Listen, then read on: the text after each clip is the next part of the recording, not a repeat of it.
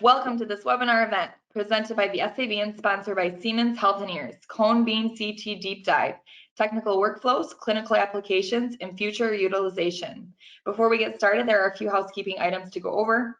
Everyone has joined in a listen-only mode. Please ask questions throughout using your question feature located on your control panel. Dr. Bajra will address all questions throughout the webinar and as well as after. Dr. Krish Bajra is an interventional pulmonologist and serves as the medical director at CH Memorial Hospital in Chattanooga, Tennessee. He has served on the program development committee with the SAB and has also served in several capacities with AABIP and the Go-To Lung Cancer Foundation. Dr. Bajra? Emily, thanks so much for introducing me. So I'm going to talk a lot about cone beam CT bronchoscopy, and everybody here knows that it's not a virtual technology and it's better than digital tomosynthesis in the sense that it's not a 2.5D image, but actual true 3D.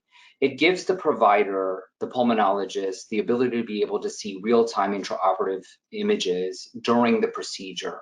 And by knowing where the target is and where its relationship is to the catheter, we can thereby improve diagnostic yield.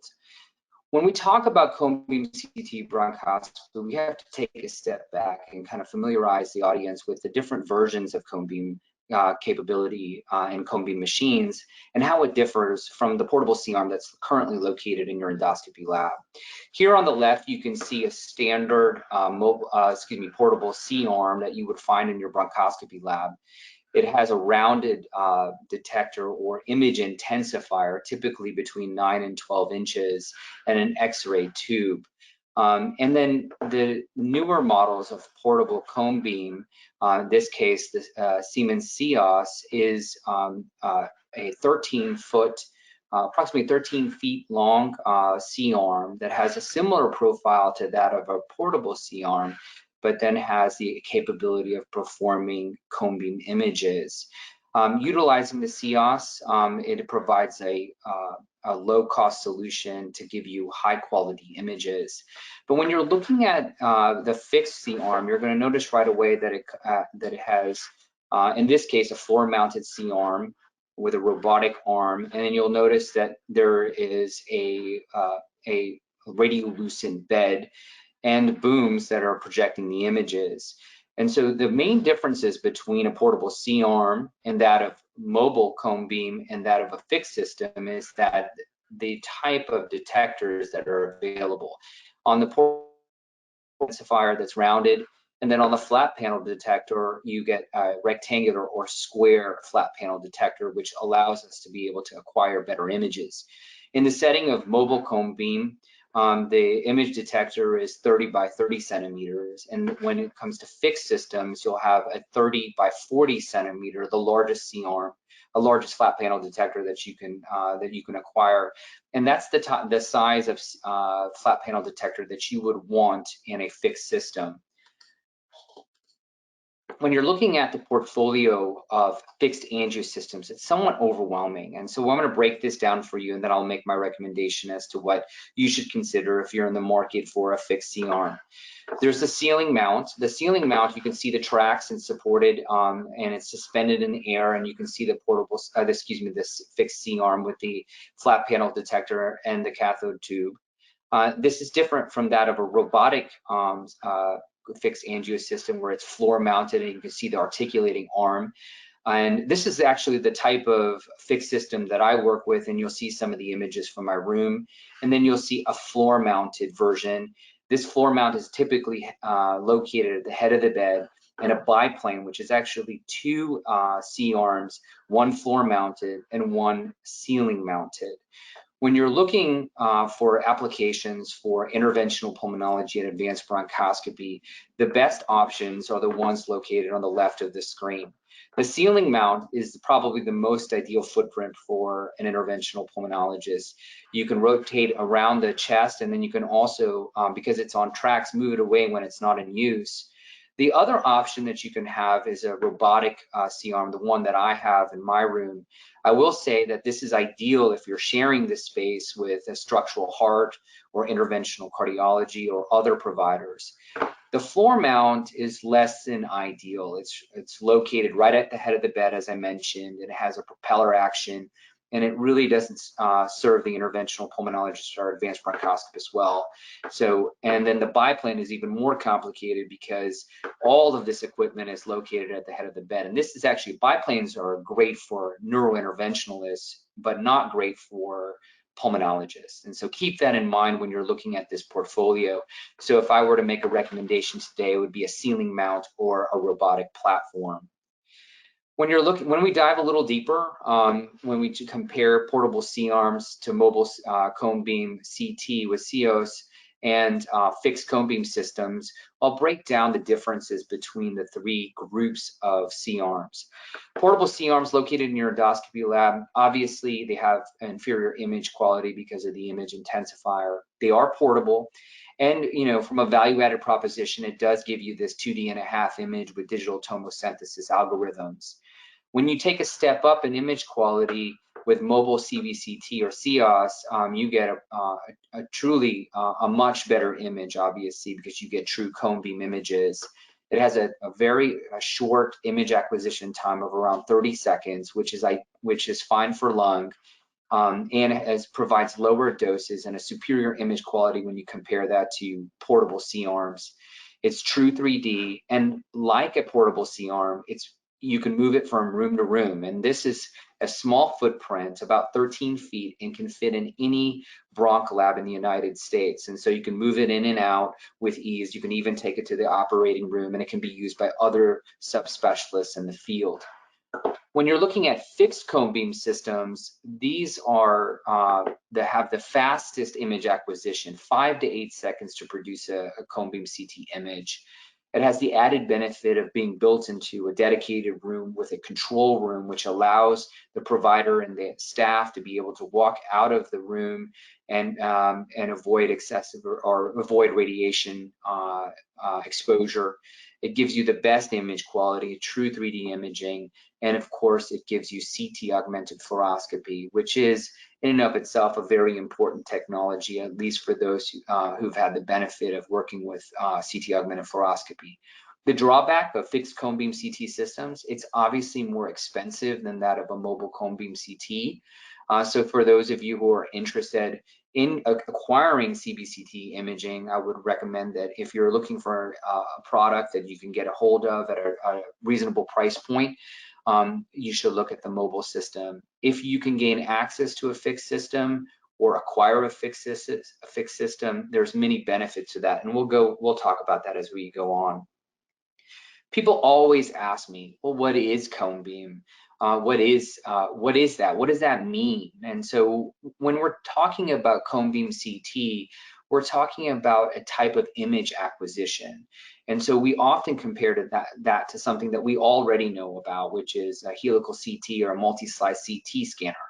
A multi-slice CT scanner, the normal CT scan that you would have a patient undergo for a traditional CT scan of the chest, uses fan beam acquisition of images. So it has this kind of small fan beam-like image that's flat, and then it creates these axial images and creates a 3D volumetric reconstruction.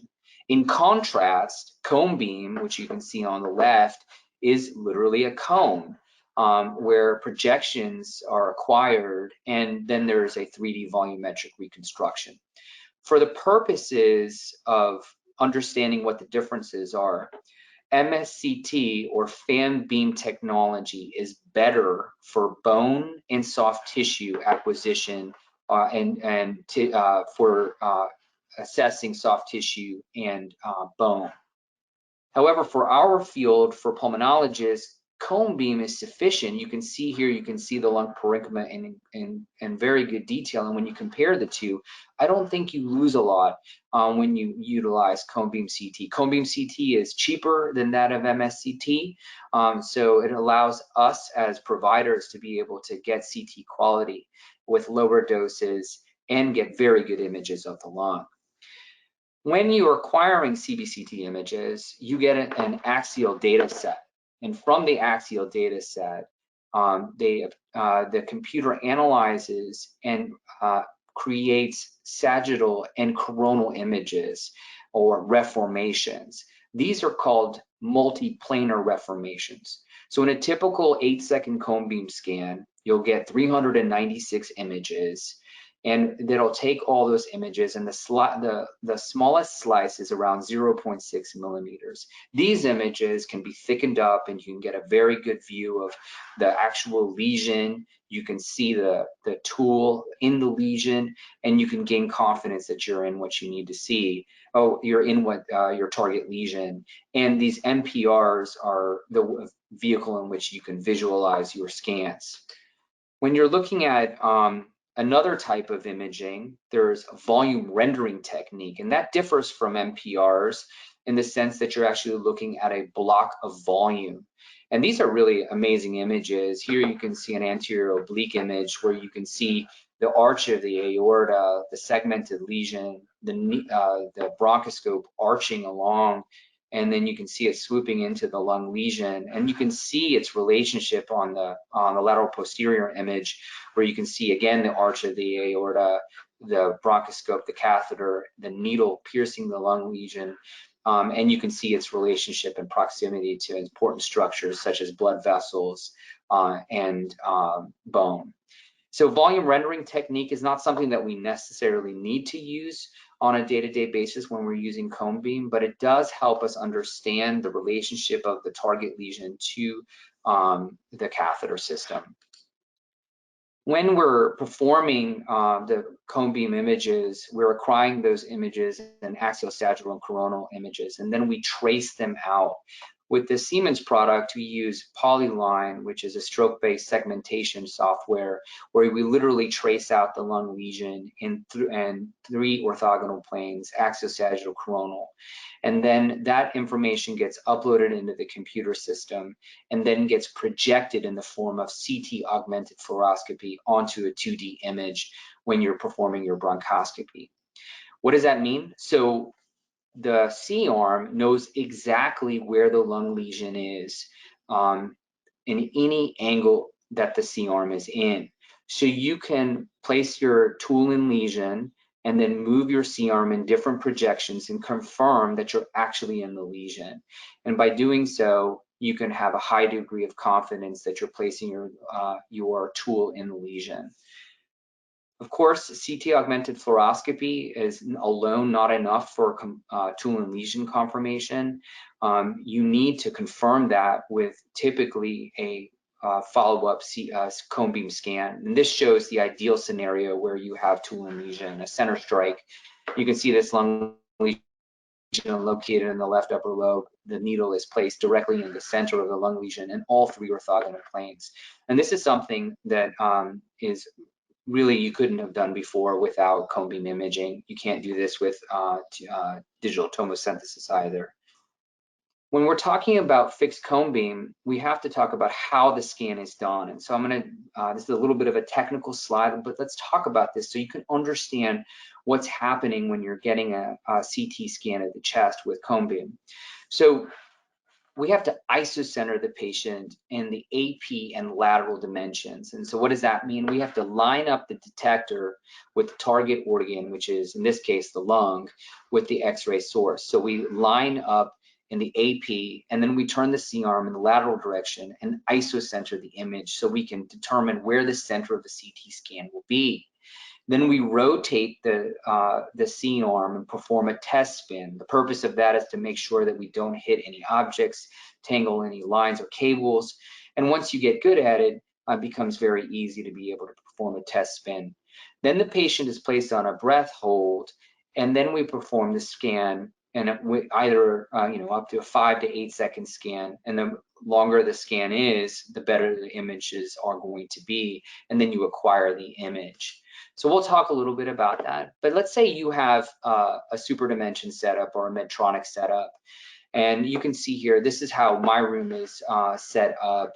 And let's just take this top image over here on the left. And so here you can see A is the endoscopy tower, B is the ventilator, and then C is the anesthesiologist workstation, D is the Pyxis. You can see the robotic articulating C-arm that's floor mounted coming across over a mock-up patient, and you can see it projected over what would be the chest. On the image on the right, it's very important when you're performing cone beam. The C-arm articulates around the patient almost 270 degrees.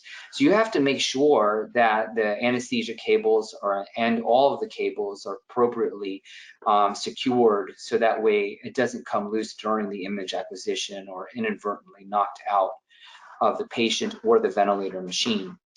And when you're performing with catheter-based systems, you're going to need bronchoscopy arms to secure the bronchoscope. Here you can see a Johnson & Johnson New Wave articulating arm holding the head of the bronchoscope and a customs clamp located at the proximal end as it enters into the ET tube. Here you can see the junction of where the flex tube is going, is ventilating into the patient. The scope is going in through the adapter secured at the proximal end by a clamp, and also silk tape securing the ET tube. So that's how I performed this procedure for many years in the cone beam room. And what's the nice thing about the catheter-based system is that you're not tied down to a system per se, that you can drive your scope, drive your catheter out to the lung target and park it there. So I'm going to show you a video of what it looks like to set up a case. And so this is a test spin. So a patient is on the table. You can see here that the articulating arms that are holding the bronchoscope, and we're performing a test spin. Typically, you want to assign somebody in the room to look at the top and bottom of the C-arm to make sure that it doesn't collide with any objects. You can see the X-ray tech making sure that everything is clear.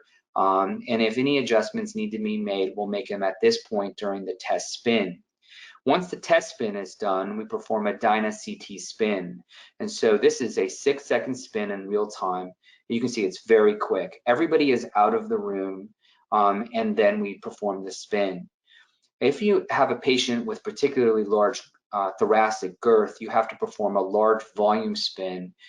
This is a 12-second spin, or we call a figure 8 spin. It takes 2 cone beam CT images and fuses them together to create one image, so that way you can capture the entire thorax for that particular patient. So let's say if you have a robotic system, and does the robotic system work with cone beam? Well, of course it does. Here's a picture of the room with an ion robot located in the corner right here. And you can see this is the most extreme angle. So I kind of wanted to show that this arm comes in at a 45-degree angle. And you can see that right here. It's coming at a 45-degree angle. You've got the C-arm positioned all the way around the patient. You have the anesthesia circuit that's secured going into the adapter. And you can see the accordion-like structure where the catheter is based. And this is the way that I would set up for the robot when you're doing robot assisted navigational bronchoscopy with cone beam CT. Now, when you're looking at this during a spin, this is a great image where you can see a simple spin, kind of where we at the start position was a little bit different, and then you can see the articulating arm going into the patient, and then it can basically clear both the patient and the robotic catheter-based navigation system, in this case ION, and you can still acquire your high-quality images. So now that you know that you can use cone beam, whether you have a super dimension or catheter-based system or thin scope or even a robot, let's take a minute to talk about the literature and talk about what's been out there regarding the utility of cone beam CT bronchoscopy. So this was the first paper. This was back in 2018. Dr. Pritchett performed EMN with cone beam CT bronchoscopy and utilized CBCT augmented fluoroscopy to target lung lesions. 75 consecutive patients not selected with an average size that's really quite small, 16 millimeters. 49% of them were visible on fluoro, and based on the acquired definition, a really impressive 83.7% diagnostic yield, and with the navigate definition, which is 93.5%. And to put that in perspective, the acquired definition punishes the diagnostic yield whenever there is inflammatory cells, so you need follow-up to be able to confirm that. So this is very impressive, especially for the size of the lung nodules. Ali et al. Looked at transbronchial biopsies with thin scope, with virtual navigation and cone beam. One of the things I'd like to point out about this paper, they didn't utilize augmented fluoroscopy, which is really the main benefit with fixed systems. They had 40 patients with both mixed and ground glass lesions, a little bit larger, around 20 millimeters. 80% had a bronchus sign. But most of them were invisible on standard fluoroscopy, 1.8 spins, but they only used forceps and they had a diagnostic yield of 90%. So that's unusual to me that they had such a great diagnostic yield, but but with the guidance from cone beam, they were able to demonstrate a great utility with thin scope. Now, Dr. Ben published a paper with robotic-assisted navigation bronchoscopy with cone beam CT. Again, didn't use a CT augmented fluoroscopy, but did 59 lesions with an average size of around 21.9 millimeters. He used both needles and forceps with 2 to 3 spins and had a diagnostic yield of 86%, also very impressive. Lastly, Casal, actually, which was one of the early studies, demonstrated in 2018 with a very small subset of patients, around 20, thin scope plus virtual navigation bronchoscopy and cone beam. Again, no CT augmented fluoroscopy, with an average size of around 21. And then he utilized his technology and then added cone beam to it, and his diagnostic yield went up from 50% to 70%. So the addition of cone beam improved his diagnostic yield. But in this study, one of the things that he found was that 40% of the patients had atelectasis that obscured the lung lesion, making the bronchoscopy potentially futile because you couldn't actually see the lung lesion. So taking that into mind, I'm going to talk about one of the studies that we just recently published in JOBIP. We looked at conventional ventilation versus a protocol to optimize cone beam imaging and reduce respiratory motion and to reduce atelectasis. So in this study, I used cone beam CT with edge catheters, and I used augmented fluoroscopy and had 2 different cohorts of 25 patients each with an average lesion size of around 22 millimeters. Patients who underwent conventional ventilation had a diagnostic yield with cone beam around 70%, and those who utilized a protocol had a diagnostic yield of 92%. And the reason for that is that we were able to mitigate atelectasis. And so this is a description of that lung navigation ventilation protocol. And this is really important when you're performing cone beam CT bronchoscopy. Whether you use this protocol, the Pinehurst protocol, or the Cleveland Clinic protocol, using some form of controlled ventilation strategy can optimize your imaging and be able to help you visualize the lesion on CT. We performed an expedited intubation using 8.5 ET to paralyzed all of our patients, and then performed 4 PEEP recruitment maneuvers to help reinflate and recruit lung alveoli, and then utilize pressure control volume guaranteed ventilation strategy, or PCVBG. And by doing so, we were able to have a volume target, and we usually used a target volume between 10 and 12 cc's per kilogram of ideal body weight and set a pressure limit at 45. For upper and middle lobe lung lesions, we've set the PEEP and APL valve between 10 and 15, and for lower lobe lung lesions, which are more risk for atelectasis, we set the PEEP and APL valve at 15 to 20, between 15 and 20. And so what does that mean? And this is why it's important to understand why we're having a discussion about ventilation strategies. So when you're performing your bronchoscopy with, let's say, PCVBG, you have a square wave pattern, you have airway pressure and time on the bottom. You see the square wave ventilation, and you can see that this right here, this dotted line, is the PEEP, and you can see here that we set the PEEP and the APL valve to the same number. So if you had a PEEP of 10, and we would set the APL at 10. So when we performed a breath hold, the valve would close and you would transition from the ventilator providing mechanical ventilation to manual ventilation. The valve would close and you'd have a rapid deflection in pressure during the breath hold maneuver, typically about 3 to 5 seconds. And then you would perform your cone beam CT spin image. And then during this plateau phase, and then you can resume ventilation. You can actually navigate in this range as well by providing prolonged breath holds. But you want to keep the lungs still during the image acquisition.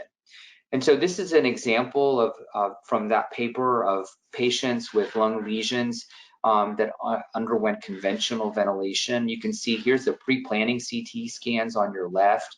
You can see this round lesion that's located in the left lower lobe, and you can barely make it out. Or in retrospect, I don't think I can even actually see this lung lesion because it's obscured by atelectasis. And then you can see on the image, excuse me. On the image on the bottom, you can see this lung lesion located just behind the heart border. You can make it out, but again, it's obscured by atelectasis. So when utilizing a lung ventilation strategy, such as the lung navigation ventilation protocol, you can see the difference in the type of CT scan image that you're going to be able to obtain. You can see this small lung lesion, and you can see the needle, the catheter, and you can see the target lesion, and you can confirm tooling lesion. Similarly, you can see that here, where you can see your relationship with the lung nodule and the lesion in the catheter, and you'll note that there's very little, if or no significant atelectasis, and we can help optimize your diagnostic yield. When people ask me about cone beam CT bronchoscopy and what my experience is, I just recently obtained the Ion robot, and this is looking at our most recent data. This is our first 46 patients over the past several months. 2 months, we had approximately 46 patients, and we performed biopsies on 53 nodules with a median size of around 19 millimeters. One of the things that is really important, and one of the additional benefits of cone beam CT bronchoscopy, is tool in lesion confirmation. And that is the most important aspect about this, is that you're going to be able to know for certain that you're actually in the lung lesion. With the added benefit of a distal articulating catheter and a controlled ventilation protocol, I'm able to perform a high degree of center strike. What does center strike mean? Center strike means that we're able to place the tool in the middle 1/3 of the lesion in 3 orthogonal planes.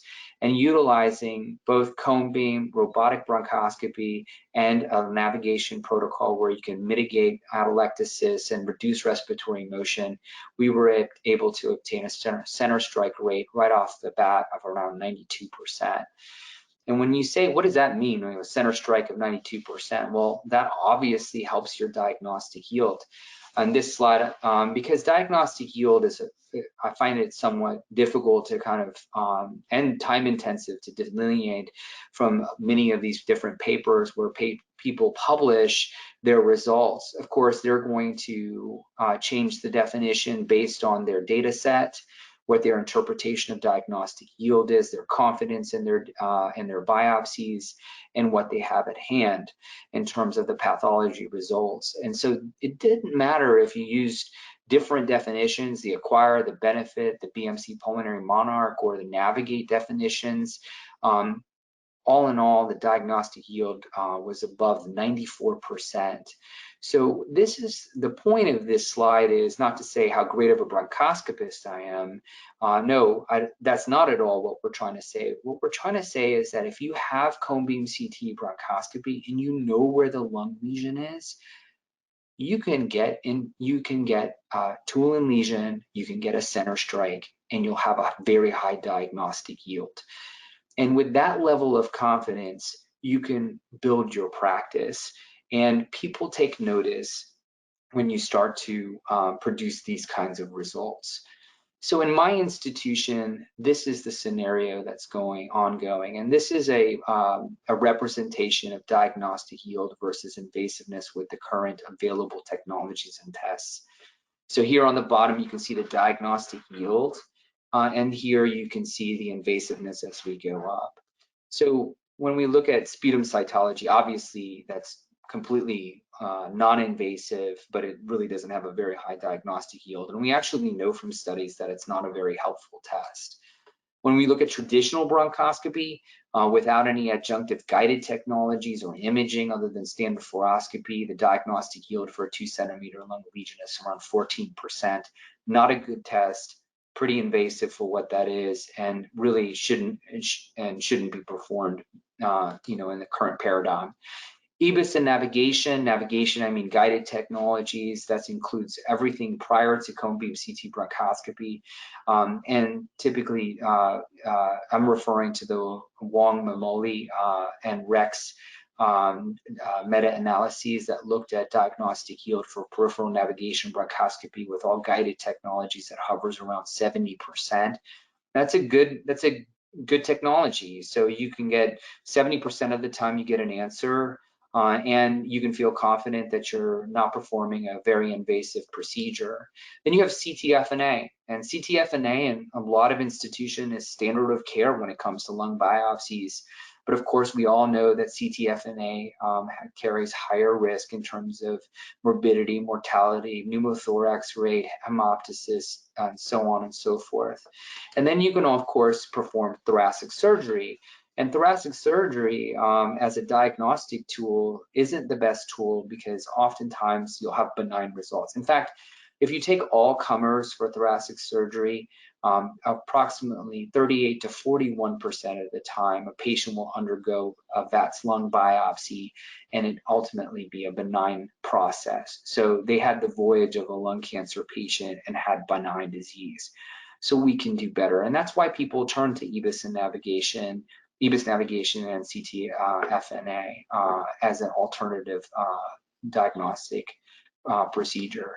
But this is where I see where we're going. We're gonna probably all wanna have cone beam CT, mainly because you're gonna be able to visualize the target lesion, and you need some form of a distal articulating catheter to be able to perform center strikes. And this will be the new paradigm, very high diagnostic yield. You can just see the data that we produced at our hospital, and with low invasiveness. And so, of course, this is not drawn to scale, but gives you a good idea of where the field is heading.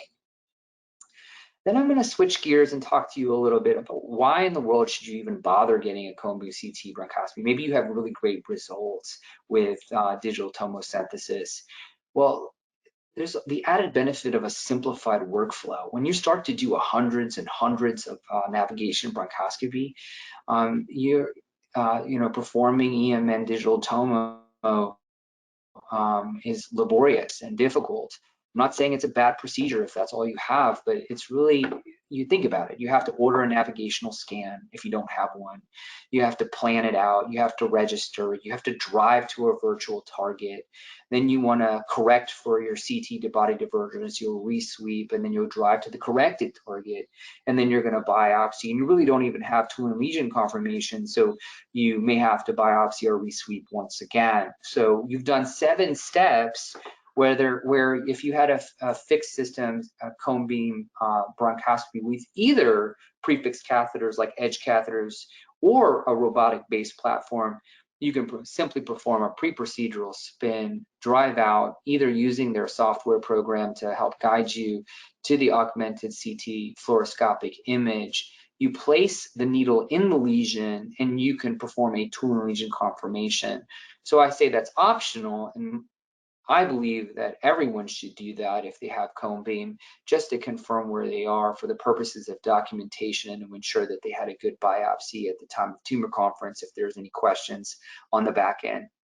And then you perform your biopsy. So we went from 7 steps to potentially down to 3 steps for cone beam CT bronchoscopy. So just from a flow standpoint, the benefits of having cone beam means that you will be able to have more accuracy. You'll drive out to the lung lesion and you'll be done. And so that for me has made a big difference. I even remember how frustrated I would get when I would misplace the navigational disc, the navigational CT scan, and I would search my pockets, and then it would just delay the case. So now I'm going to talk a little bit about special applications. So special applications means applications that that that I've utilized and others have utilized using cone beam CT guidance, and give you an idea and kind of open your mind to other potential applications of cone beam CT bronchoscopy. So this is an unusual idea. So whenever I'm biopsying lesions in the costophrenic angle, those are often the most difficult places to biopsy, mainly because of atelectasis, respiratory motion, being close to pleural borders, the diaphragm. And so we very quickly decided that we'd borrow a page from interventional radiology, and even as pulmonologists, we prone patients all the time for respiratory failure, is whether we could apply that for bronchoscopy. And so this is an unusual situation where I had a patient that actually in the first column had a 2.8 centimeter lung lesion located in the costophrenic angle, underwent a CBCT navigational bronchoscopy. I had a center strike in the middle 1/3 of the lung lesion. The biopsy came back with organizing pneumonia, but there was a population of small mature lymphocytes, raising the question of a lymphoproliferative disorder. So we talked about it at a multidisciplinary tumor conference, and then I said there was a unanimous decision to go ahead and rebiopsy, and this time obtain flow cytometry. And ultimately, we got the same result, another center strike with organizing pneumonia, but this time with negative flow cytometry, so we accomplished what we were looking at. But look at this. When you look at the supine images, you'll see in the axial cuts, you'll see some atelectasis. You'll see it obscure the top portion of the lung lesion. You can see the same as the catheter is surrounded by atelectasis. But if you prone the patient, what happens is you have dorsal recruitment of alveoli, and you can see that the space around the costophrenic angle is better aerated. It actually can mitigate the need for high PEEP because the patients have a higher FRC, and then there's less haptic resistance. We actually could feel that the lung was easier to travel to the target lesion. Here you can see the dome of the diaphragm kind of shift to the ventral aspect of the patient, and the dorsal lung units open up around the lung lesion. The drawbacks of prone positioning, of course, you have to have ample staff to be able to turn the patient. You have to be comfortable placing chest tubes in the supine position, or you have to move the patient to a standard position to access anatomic sites for chest tube entry. And then if there is an issue with ACLS or cardiopulmonary arrest, you have to take that into account. But one of the points of this slide is that you wouldn't be able to do this otherwise with standard systems. You can't do this with robotics. You can't do this with traditional EMN technologies. So cone beam CT bronchoscopy allows you to think outside the box and reposition patients. I'll give you another example of a patient that had a lung lesion in the costophrenic angle, 1 centimeter, and nobody wants to do these cases because you're not sure if you're going to get an answer. And I was worried about atelectasis. So you can see the axial sagittal and the coronal images, and you can see the spine that it's fairly posterior. And here you can see a Tulin lesion where you can see the catheter, the needle projecting through the lung lesion and the axial cuts. Here you can see the spine. You can see the diaphragm shifted anteriorly or to the ventral aspect of the chest. You can see that the lung is better aerated, and you can see the needle strike right through the lung lesion. So this is a Tulin lesion, but not necessarily a center strike, and we did multiple biopsies. And guess what? We got vasculitis. And I can't remember the last time that I had a vasculitis diagnosed on bronchoscopy. So we went back and we got she was positive for a C ANCA and had GPA. And so this is the level of accuracy that you can achieve with cone beam. This is, to me, was a surprising case, because if it wasn't for the ability to have cone beam accuracy and the ability to turn the patient, I'm not sure if I could be able to do this procedure and get this kind of result. Here's another example of cryo biopsies for interstitial lung disease. There's a lot of literature. You can see this kind of hazy reticulation throughout the lung, the interstitial process. And here you can see this is a standard cryo probe, since now there's newer cryo probes with a smaller profile that are are easier to work with. But you can see here some focal hemorrhage and bleeding right around the site of the biopsy site. But with Cryo Probe, there's a, has a kind of a negative connotation because people are always worried that they're going to cause life-threatening bleeding, or if they're going to be on the pleura and cause a big pneumothorax, because a lot of it is done with 2D imaging and standard fluoroscopy, and you don't know where you are in relationship to other structures. So I typically avoid blood vessels greater than 4 millimeters, stay at least a centimeter away from the distal edge of the pleura.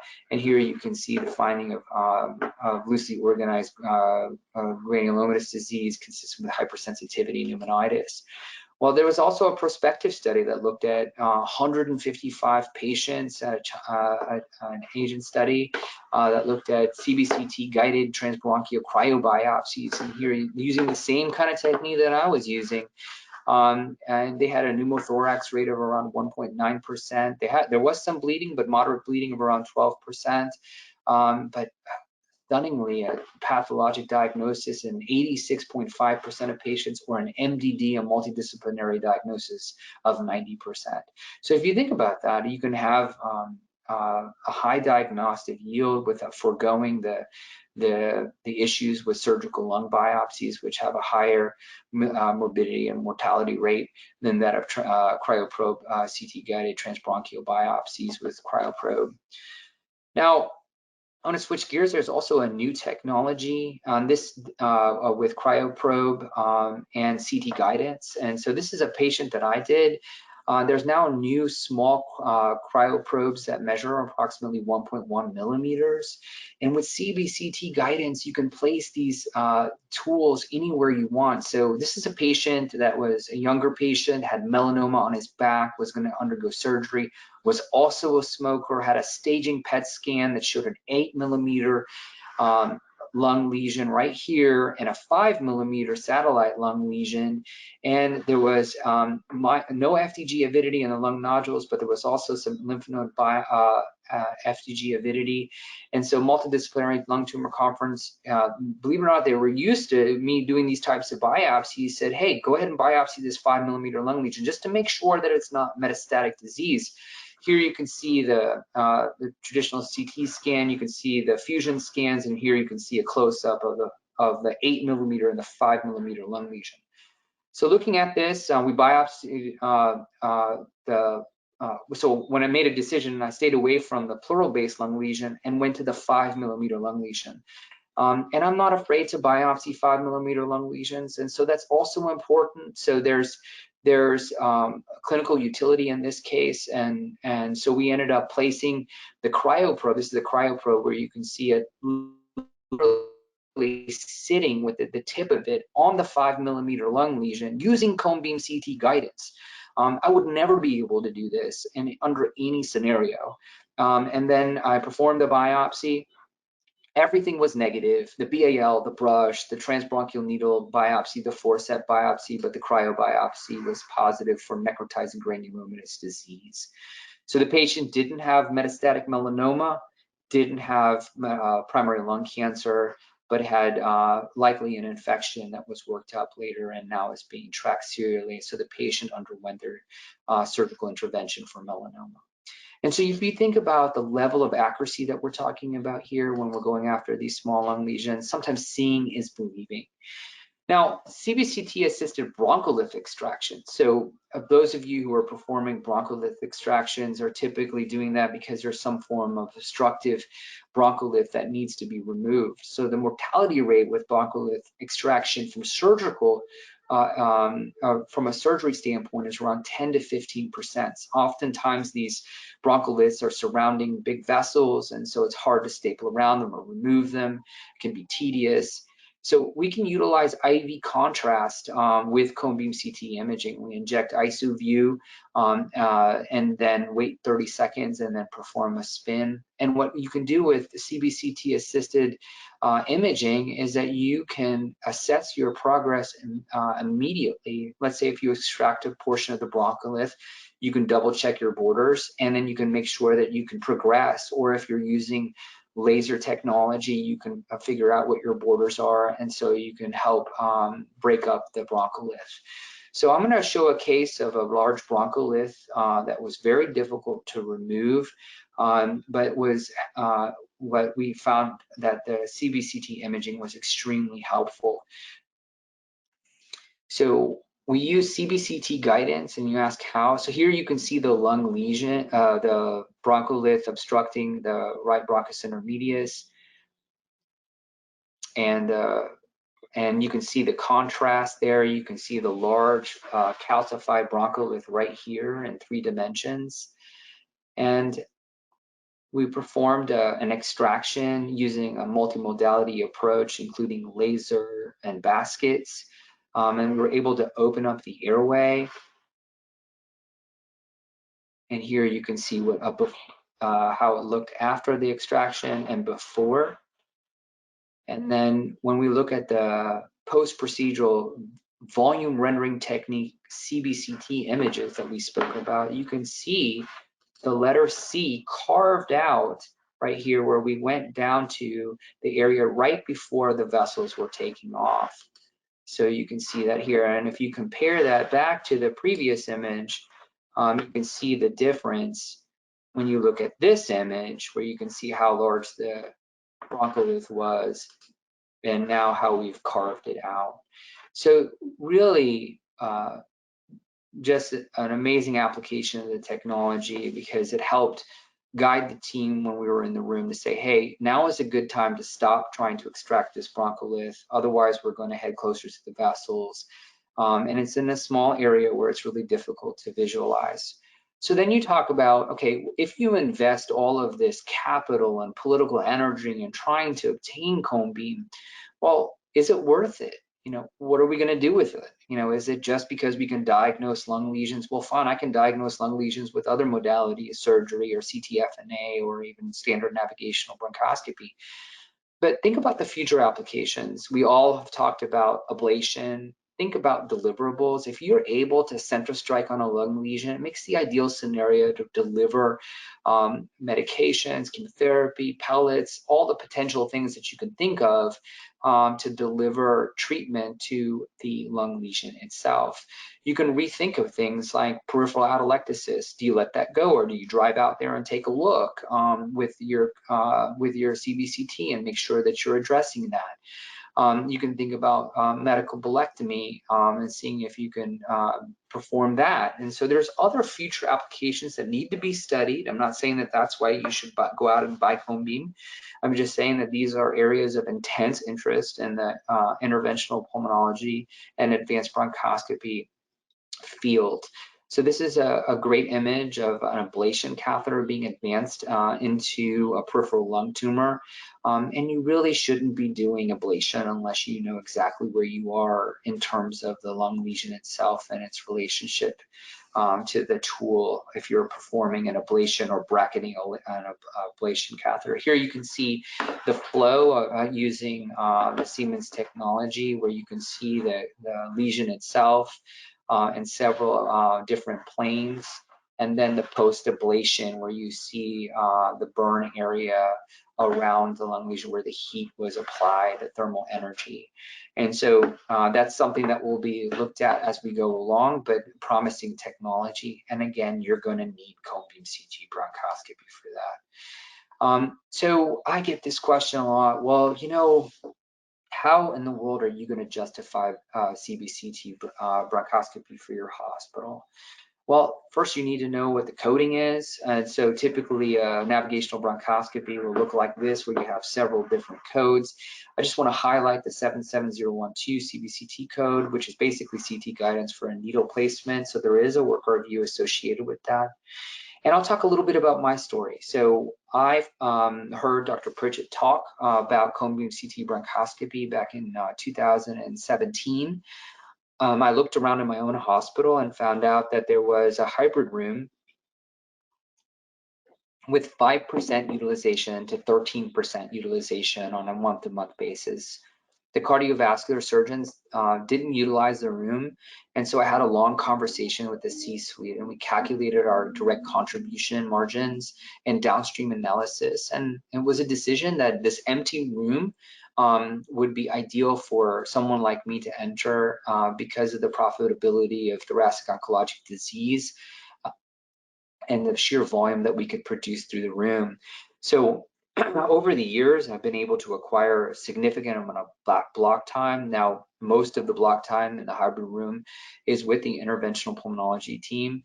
We focus in on start times and OR utilization and acquisition of block. And so, and we can go into that, and feel free to reach out to me if you want to discuss this on how to acquire this, because I think program development is really important around cone beam, and making sure that you have steady, hybrid OR access or fixed angio room access. And if you don't, you can start with mobile cone beam. But this is what happens when you have cone beam CT bronchoscopy. So this is me, and this is the slide that I'm going to end on. When you look at, I started practice in 2012, and I varied from anywhere from 30 navigational bronchoscopies to a high of 168 before I entered into the cone beam room in 2017. And back then, I thought I was a very high volume navigation bronchoscopist, and to be honest, I probably was. But in 2018, when I was my first full year in the cone beam room, very quickly things started to click. There is a learning curve with cone beam CT. You'll have to learn the imaging, how to utilize it, but once you do that, the results speak for themselves. So this is the first time where we've noticed that there's been a major shift in referrals, and interventional pulmonology and advanced bronchoscopy with cone beam CT navigational bronchoscopy is a procedure of choice in my hospital because of its high diagnostic yield, low morbidity, mortality, length of stay, and our ability to be able to move patients quickly through our system. And you can see here, we went from 120, almost doubled in the first year, 350, and then rolling 6 months, we are on which is over 400 cases, and we're projected to hit 460 in 2021 if we just maintain our volume for the first half of the year. So with that, I'll stop here and give you an idea, an opportunity to process this slide. Cone beam CT bronchoscopy is real. You can see its benefits, its ability to be able to be extremely accurate, but it'll also help you build your practice, and you'll be able to do the thing that you love to do, which is bronchoscopy. Great. There's a lot of questions here, so I'll try and answer in the short time that we have some of these questions. The first question was, how does augmented fluoroscopy work when you have to rotate or move the C-arm? So you can rotate the C-arm in different positions, craniocaudal, RAO, LAO, or even RPO, LPO, and you can rotate it in every single direction. And the CT augmented fluoroscopy will know where the actual lesion is and then project it onto the 2D fluoroscopy image. You can also sweep the C-arm, and then you can see the actual lesion change. So sometimes you'll find out that you look like you're in it when you're on AP, but when you look on the lateral, you realize that you're not, and you have to make an adjustment. So that's the real benefit from it. And yes, the CT augmented fluoroscopy helps you predict where the lung lesion is. The second question is, the literature shows a high diagnostic yield after the combination of technologies such as robotics, EMN, CBCT. Is there an optimal approach? Well, you know, I believe so strongly in cone beam that cone beam is probably the platform, and your catheter system of choice is really what the tool that you use in that using that image guidance. I do think that there is going to be a role for a distal articulating catheter, whether that turns out to be a manual or robotic. For me, I've had a lot of success with the shape sensing robotic assisted navigational bronchoscopy in conjunction with cone beam. But that's not to say that you can't get great results with edge catheters or other forms of technologies. The third question was, technology looks complicated. How long did it take you to fully adopt it and achieve a simplified workflow? There's actually a great paper by the Dutch group. They looked at the onboarding of cone beam CT bronchoscopy. And you could see they divided over several hundred cases. the growth curve, and they started off with a diagnostic yield in the low 70s and then ended in the 90s after about 150 to 200 lung nodule biopsies. So I'd probably say after about 100 cases, you're going to work out the workflow, and if you take the time to learn from others, I think you can learn a lot quicker. I always say, people who are really good at bronchoscopy, particular cone beam, are just 200 mistakes ahead of you. And, if you can reach out and learn from them, that would be a good way to learn. Next question is a hard one. It says, what advice would you give to IPs or traditional advanced bronchoscopists trying to get administrative support for utilization of an existing Angio units within the hospital? So it's a great question. So how do you get people or individuals in the administration to say it's okay for you to go in? Well, the first thing you do is you find out, number one, do you have a fixed angio room in your hospital, right? Most of you do. And what does it look like? Is it a floor mounted? Is it a biplane room? Is it a robotic room? Is it a ceiling mount? And we've talked a little bit about that. And then once you find out what it is, you find out this term called OR utilization. And every operating room tracks their physicians in terms of whether their on-time starts are, what their utilization is, if they have a dedicated block.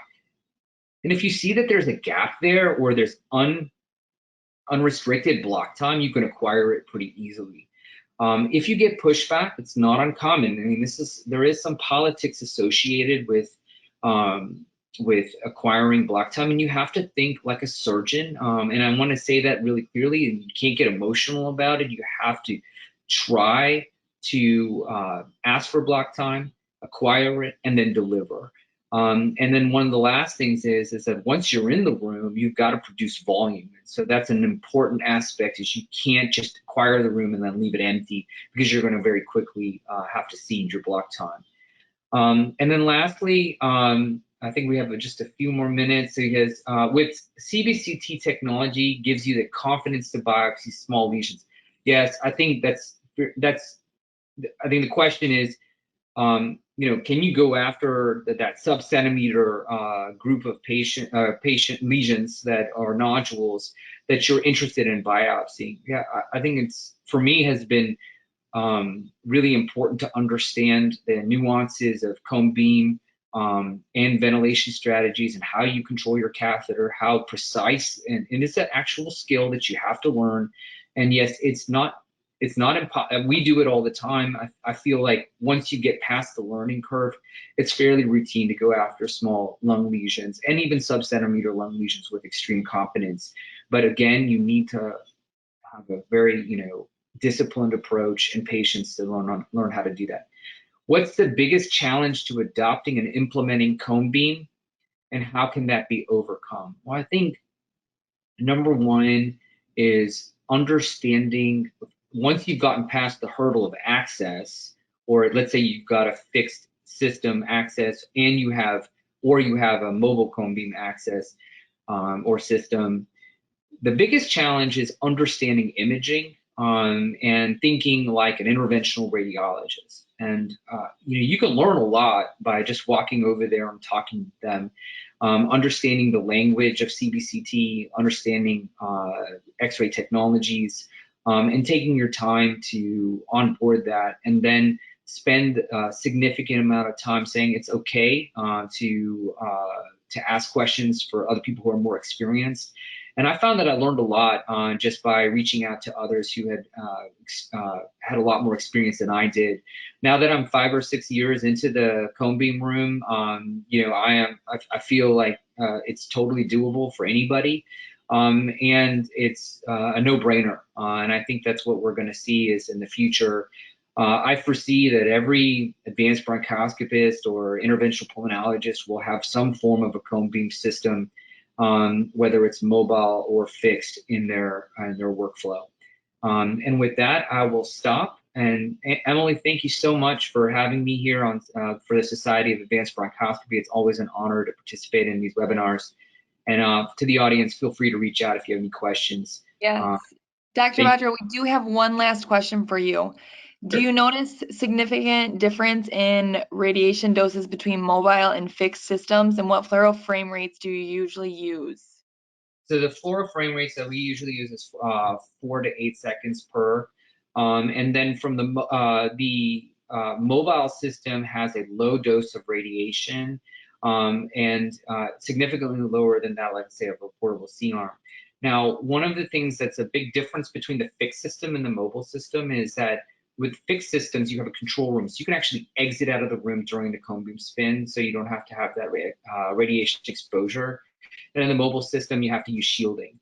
And when you think about dosing, it's not the number of spins, it's not the fluoro time, it's really the patient, patient and the thoracic girth that determines the DAP dose, the microgray per meter squared.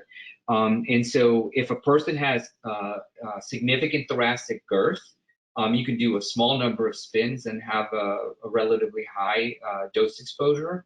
And if you have a very thin person, you can do 10 spins and not even approach that of a person that has a larger thoracic girth. So radiation exposure is actually really predicated on the person's BMI is how I think of it. And we've looked at that in our internal data.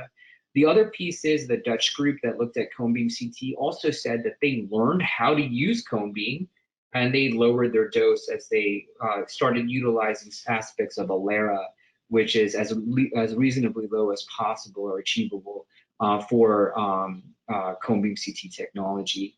And to be very honest, if you have a 20-year-old system, you're going to have higher doses of radiation than if you buy a mobile cone beam system or if you buy a new Angio fixed system.